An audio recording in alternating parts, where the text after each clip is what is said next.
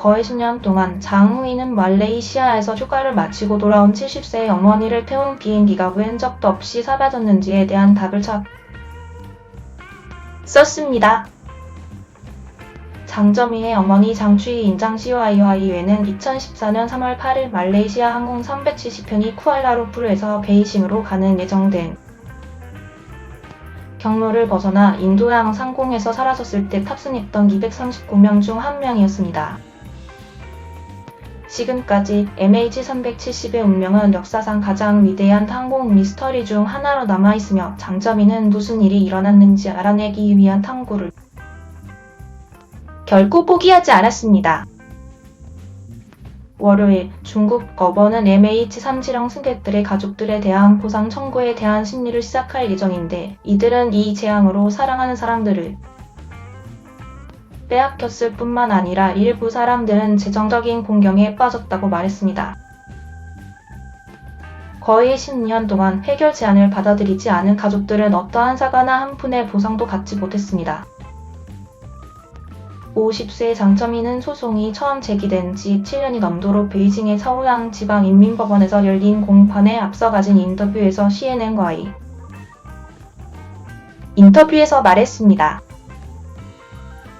사실 지금 제 기분은 매우 복잡합니다.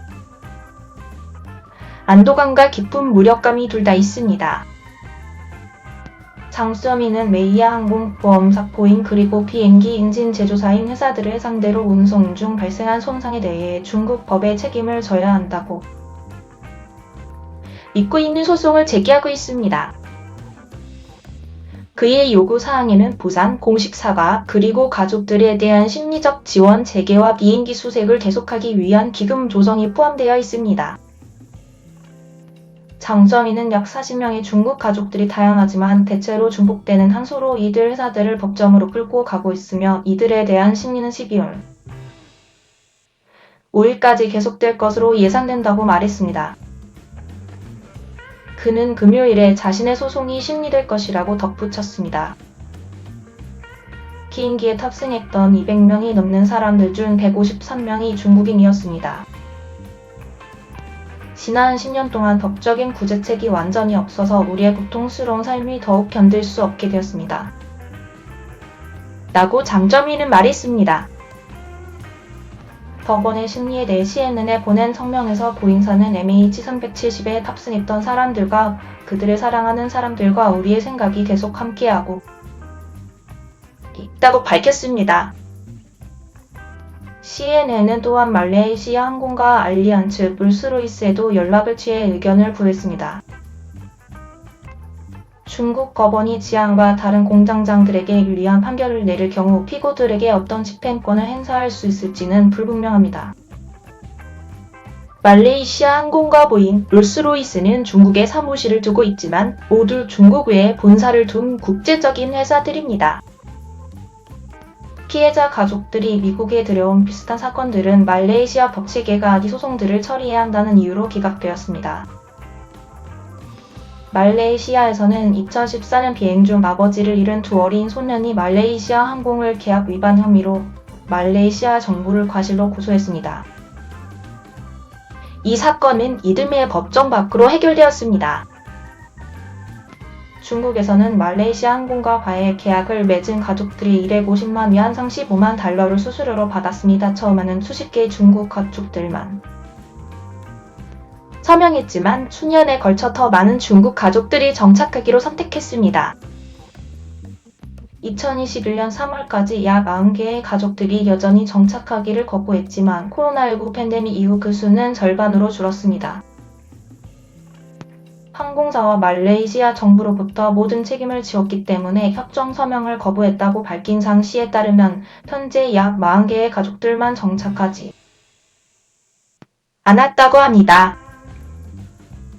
3년간의 코로나 공세와 다른 엄격한 통제 조치들은 중국 경제에 큰 타격을 입혔고 많은 가족들이 생계를 유지하기 위해 고군분투하고 있습니다. 진실을 찾는 긴 여행 동안 많은 가족들이 어려운 생계 상황이나 심지어 생존 상황에 빠졌습니다. 그들은 그들의 삶을 보장하기 위한 마지막 수단으로 정착했습니다. 장 씨는 하지만 정착했든 안 했든 우리의 궁극적인 목표는 변하지 않습니다. 그것은 비행기와 사랑하는 사람들을 찾는 것입니다. 라고 말했습니다. 말레이시아 당국의 2018년 보고서는 조사팀이 MH370 실종의 진짜 원인을 밝혀낼 수 없습니다. 라고 결론 내렸습니다. 보고서에 따르면 비행기가 사라진 원인은 항공기나 시스템 오작동보다 인간의 간섭이나 오류일 가능성이 더 높은 것으로 나타났습니다. 결정적인 증거의 부족으로 인해 비행기에 무슨 일이 일어났는지에 대한 다양한 이론과 추측이 이어졌으며 장 씨는 일부 가족들이 여전히 사랑하는 사람들이 살아있다고 믿는다고 말했습니다. 그는 마음을 열고 있으며 증거가 있는 한 어떤 결과도 받아들일 것이라고 말합니다. 제트기가 발견되지 않은 동안 명백한 잔해들이 인도양 남부의 섬들과 아프리카 해안에 떠밀려왔는데 이는 비행기가 고장났음을 암시합니다. 장 씨의 끈기는 핵심적인 동기, 즉 은퇴 후 여행을 즐긴 어머니를 위해 무언가를 하고 싶은 충동에 힘입은 것입니다. 저는 어머니에게 효도를 해야 할 나이이지만 더 이상 그럴 기회가 없습니다. 그래서 어머니를 찾는 것이 제가 효도를 할 수 있는 유일한 방법입니다. 라고 그는 말했습니다. MH370 참사가 발생하기 전 장 씨는 구경 통신회사의 베이징 사무실에서 야심찬 경영자였습니다. 그러나 비행기가 실종된 지 1년 후 그는 회사를 떠났고 그 이후로 비행기를 찾는 데 자신의 시간과 에너지를 집중했습니다. 수년 동안 그는 호주의 수색팀들을 방문하고 모리셔스, 마다가스카르 그리고 인도양의 프랑스 섬인 레유니옹의 외딴 해안을 배회하며 보잉 제트 여객기의 자리들을 샅샅이 뒤졌습니다. 베이징에서 그는 다른 비행기 희생자들의 가족들과 정기적으로 모임을 갖고 그들이 사랑하는 사람들의 실종에 대한 해답과 정의를 찾는 다음 단계를 논의했습니다. 저는 제 직업에 완전히 몰입하곤 했지만 이제 저는 인생의 의미가 무엇인지 그리고 그것의 가장 소중한 것들이 무엇인지를 진정으로 이해할 수 있습니다라고 그는 말했습니다. 만약 제가 MH370을 찾는데 어떤 진전이라도 이룰 수 있거나 끝까지 최선을 다할 수 있다면 저는 매우 만족스럽고 행복할 것입니다. 그리고 그러한 행복은 더 높은 월급을 받는 것과 비교할 수 없을 정도입니다.